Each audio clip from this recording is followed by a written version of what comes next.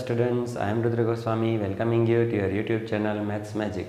आज हम standard 10th maths का चैप्टर नंबर 5 अरिथमेटिक प्रोग्रेशन की एक्सरसाइज 5.3 का क्वेश्चन नंबर 3 का सम नंबर 8 देखेंगे। तो सबसे पहले हम सम नंबर 8 रीड करेंगे। In N AP given A N equals to 4, D equals to 2, S N equals to -14, find N and A. यहाँ पे हमें ए एन दिया गया है 4, डी कॉमन डिफरेंस दिया गया है 2, एस एन यानी कि सम हमें दिया गया है -14, हमें एन फाइंड करना है और ए यानी कि फर्स्ट टर्म फाइंड करना है। तो सबसे पहले हम ए एन वाला फॉर्मूला यूज़ करेंगे और ए फाइंड करेंगे। A N equals to A plus into bracket N -1 into D. Therefore A N की जगह पे हम लिखेंगे 4 इक्वल्स टू ए की जगह पे तो हम ए ही लिख लेंगे प्लस एन की जगह पे भी एन लिखेंगे -1 और डी की जगह पे हम लिखेंगे 2। Therefore 4 equals to A plus, अभी 2 को इन दोनों से मल्टीप्लाई कर देंगे, 2 इंटू एन यानी कि 2n और प्लस प्लस प्लस होगा, फिर माइनस प्लस माइनस होगा और 2 1 जा 2। देयरफॉर अभी -2 है उसे हम लेफ्ट हैंड साइड ले आएंगे तो +2 हो जाएगा। 4 + 2 equals to A plus 2n। Therefore 4 + 2 यानी कि 6 equals to A plus 2n। Therefore अभी 2n को हम लेफ्ट हैंड साइड ले आएंगे तो माइनस होगा, तो 6 - 2n इक्वल्स टू ए। तो इस तरह से हमें ए की वैल्यू मिल गई 6 - 2n। अब हम एस एन वाला फॉर्मूला यूज़ करेंगे।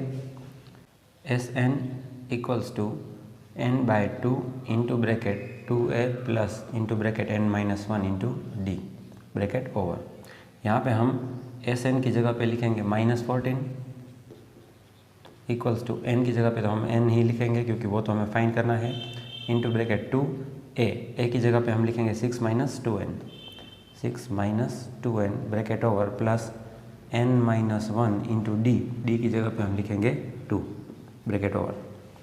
Therefore -14 equals to n/2 into bracket 2 को हम 6 से और 2 को हम 2n से मल्टीप्लाई करेंगे, 2 6 = 12 प्लस प्लस प्लस और 2 2 = 4n plus minus minus plus plus plus होगा, 2 इंटू एन यानी कि 2n और फिर माइनस प्लस माइनस होगा और 2 1 = 2 bracket over. Therefore -14 equals to n/2।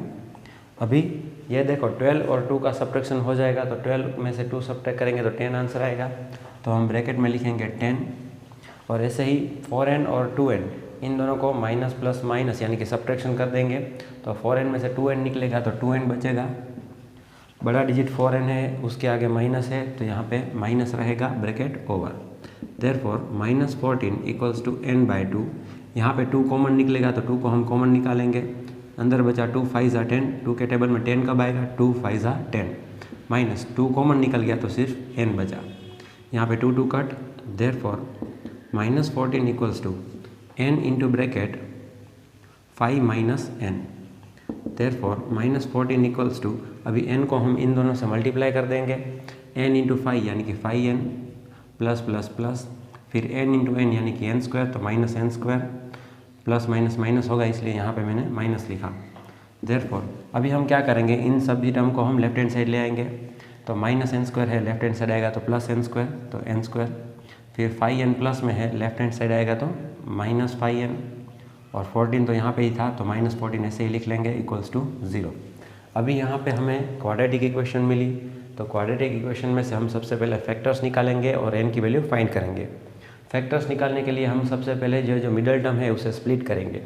इसे स्प्लिट कैसे करेंगे, तो हम क्या करेंगे, फर्स्ट टर्म का कोएफिशिएंट यहाँ पे कुछ नहीं है तो 1 और कांस्टेंट टर्म इन दोनों को मल्टीप्लाई करेंगे तो 14 1 = 14, तो यहाँ पे हम लिख लेंगे 14। अभी 14 के हम फैक्टर्स निकालेंगे और ऐसे फैक्टर्स निकालेंगे, यहाँ पे माइनस है ना कांस्टेंट टर्म के आगे, तो ऐसे फैक्टर्स निकालेंगे जिनका माइनस हो और आंसर हमें 5 मिले। ठीक है, अभी हम लिखते हैं, देखो 14 1 = 14 तो इन दोनों का सब्ट्रैक्शन करेंगे तो आंसर 13 आएगा, तो ये फैक्टर्स नहीं चलेंगे, हमें सब्ट्रैक्शन करके -5 ही चाहिए। ठीक है, 2 7 = 14 तो यहाँ पे आप देखिए 2 7 = 14 करेंगे तो आंसर हमें सब्ट्रैक्शन करके माइनस करके 5 मिल जाएगा। ठीक है, तो यहाँ पे हमें हमारा फैक्टर मिल गया। अभी हम क्या करेंगे, क्योंकि यहाँ पे मिडल टर्म के पीछे n है तो यहाँ पे इन दोनों पे n लगा देंगे। अभी बारी है साइन की, साइन कौन सी लगाएंगे, क्योंकि कांस्टेंट टर्म के आगे माइनस है, इसलिए इन दोनों में से जो बड़ा डिजिट है ना उसे हम मिडल टर्म की साइन देंगे। इन दोनों में से बड़ा डिजिट कौन है, तो 7n, तो 7n को हम मिडल टर्म की साइन देंगे माइनस, और जो छोटा डिजिट है उसे हम इसकी ऑपोजिट साइन देंगे यानी कि प्लस। देयरफॉर तो इस तरह से हमें फैक्टर्स मिल गए। अभी हम 5n नहीं लिखेंगे, इसकी जगह पे इसके दो फैक्टर्स लिखेंगे, n² + 2n - 7n - 14 = 0। देयरफॉर अभी हम इन दोनों में से और इन दोनों में से कॉमन निकालेंगे। इन दोनों में से कॉमन निकलेगा n, तो अंदर क्या बचा, 2 बार n था, एक बार निकल गया तो एक बार n प्लस यहाँ पे से n निकल गया तो सिर्फ 2 ब्रैकेट ओवर। अभी यहाँ पे माइनस है तो हम माइनस लिख लेंगे। इन दोनों में से कॉमन क्या निकलेगा, 7 ब्रैकेट।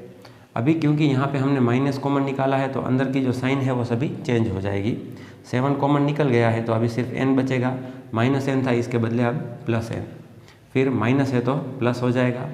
अभी 7 के टेबल में 14 कब आएगा, 7 2 = 14, तो 2 ब्रैकेट ओवर = 0।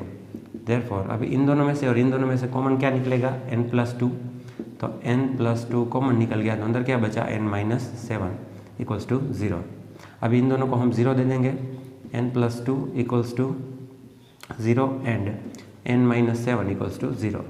देयरफॉर n = +2 है, राइट हैंड साइड जाएगा तो -2 और 0 - 2 यानी कि -2 ही रहेगा।